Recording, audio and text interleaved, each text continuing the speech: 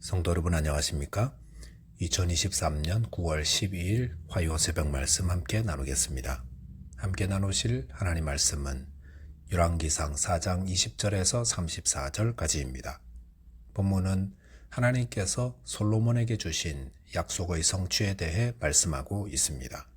본문을 통해서 하나님의 약속은 반드시 성취됨과 하나님을 경외할 때 지혜를 얻게 됨에 대해서 묵상하겠습니다.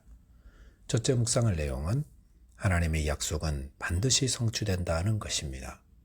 본문 20절에 보시면 유다와 이스라엘의 인구가 바닷가에 모래같이 많게 되매 먹고 마시며 즐거워하였다고 하였습니다.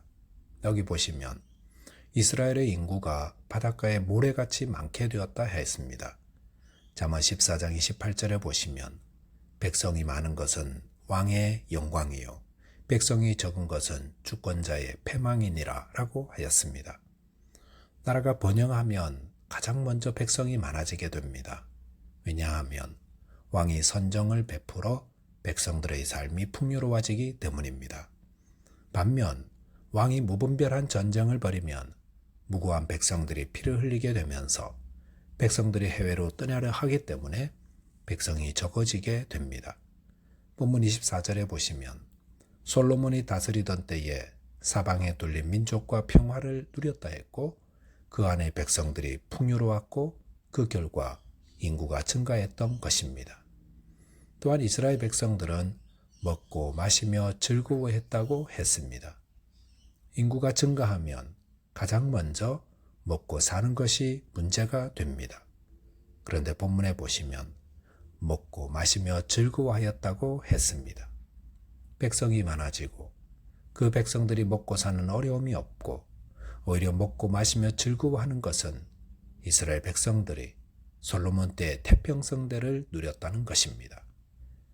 본문 21절에 보시면 솔로몬이 그 강에서부터 블레셋 사람의 땅에 이르기까지 애굽 지경에 미치기까지의 모든 나라를 다스림으로 솔로몬이 사는 동안에 그 나라들이 조공을 바쳐 섬겼더라 하였습니다.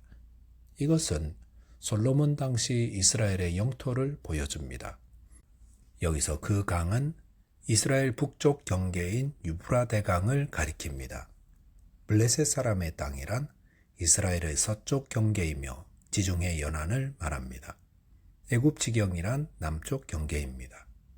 이것은 솔로몬 왕국이 북쪽으로 유브라데 강에서부터 남쪽 애굽 진영까지 확장되었고 그 안에 군소 왕국들이 솔로몬의 속국이 되었음을 말합니다. 이렇게 솔로몬 때에 여러 나라들이 바치는 조공으로 인해 나라가 평안할 수 있었던 것이었습니다.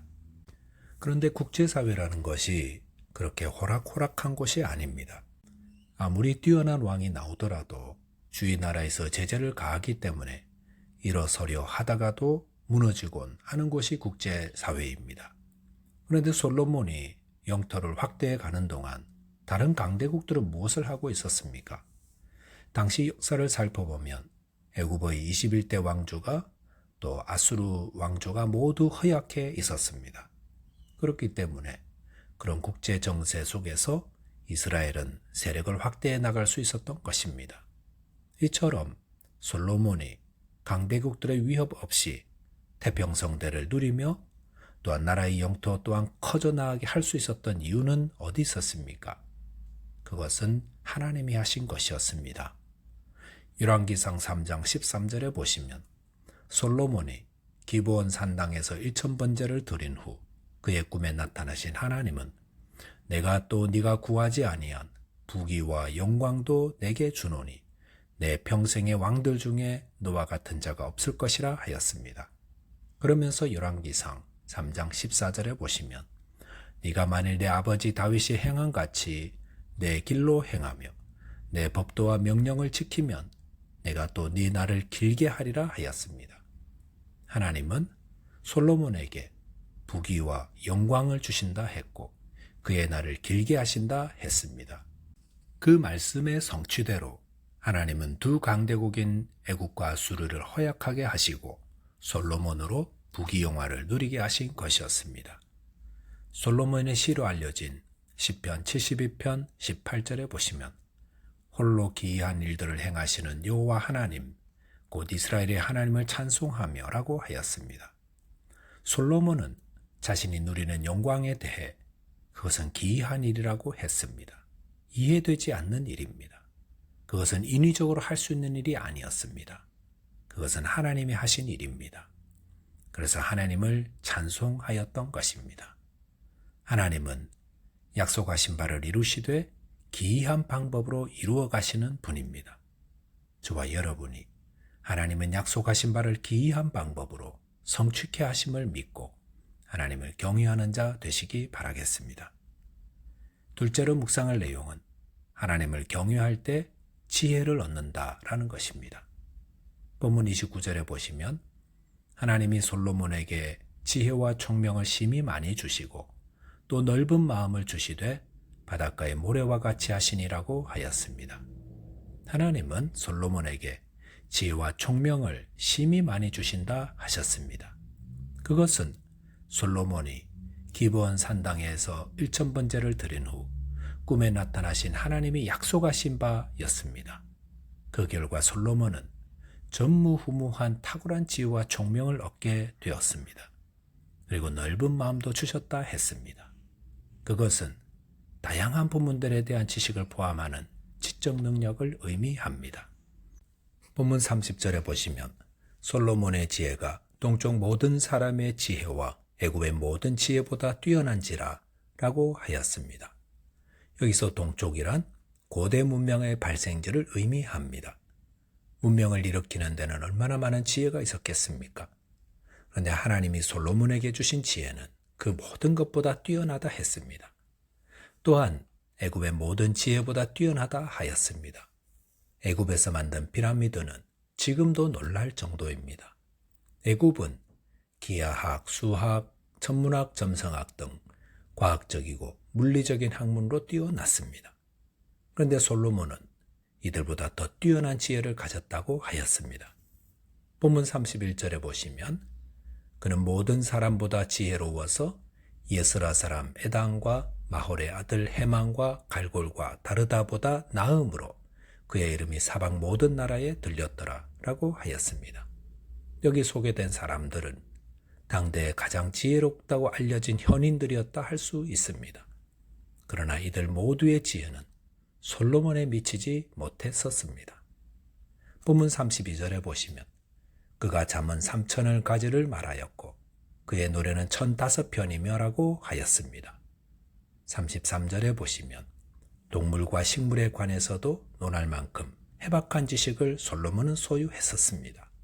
그 결과 본문 34절에 보시면 사람들이 솔로몬의 지혜를 들으러 왔으니 이는 그의 지혜의 소문을 들은 천하 모든 왕들이 보낸 자들이더라 라고 하였습니다. 솔로몬의 명성은 주의 모든 나라로 퍼져 나갔습니다. 그리고 솔로몬의 지혜를 들으러 왔다고 하였습니다. 그리고 솔로몬을 만났던 사람들은 또 다른 사람들에게 솔로몬에 대해 이야기하면서 천하 모든 왕들이 보낸 자들이 솔로몬을 만나러 오게 되었습니다. 솔로몬의 이런 지혜와 명성 어디서 나온 것입니까? 그것은 공부를 해서 얻은 것도 아니고 유명한 지혜자에게 배워 얻은 것도 아닙니다. 그것은 하나님이 주신 것입니다.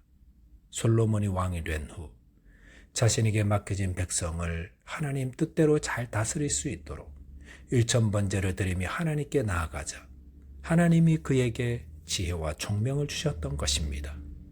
그리고 그 지혜와 총명은 이 세상에서 가장 지혜롭다는 나라와 현자들을 능가하는 전무후무한 지혜를 얻게 되었던 것입니다. 지혜가 얼마나 중요합니까? 지혜는 나라의 백성들을 평안하게 이끌어가고 나라들 간의 분쟁을 평화롭게 만듭니다. 지혜는 가장 복된 삶을 살게 하며 또 생명으로 충만한 삶을 살게 합니다. 그렇기 때문에 사람들은 지혜를 얻으려고 합니다. 이 지혜는 어디서 얻는 것입니까? 잠언 9장 10절에 보시면 여호와를 경외하는 것이 지혜의 근본이요 거룩하신 자를 아는 것이 명철이니라 라고 하였습니다.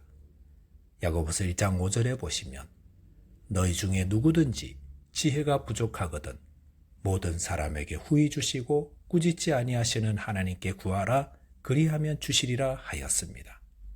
지혜는 하나님께 있습니다. 그리고 하나님께 구하면 하나님이 주십니다. 저와 여러분이 하나님을 경외함으로 하나님의 지혜를 받아 누리는 자 되시기 바라겠습니다. 기도하겠습니다. 하나님 아버지, 하나님의 약속은 반드시 성취됨을 믿는 믿음을 주옵소서.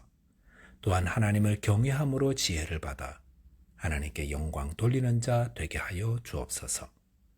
예수 그리스도 이름으로 기도하옵나이다. 아멘. 오늘도 믿음 안에서 승리하는 하루 되시기 바라겠습니다. 감사합니다.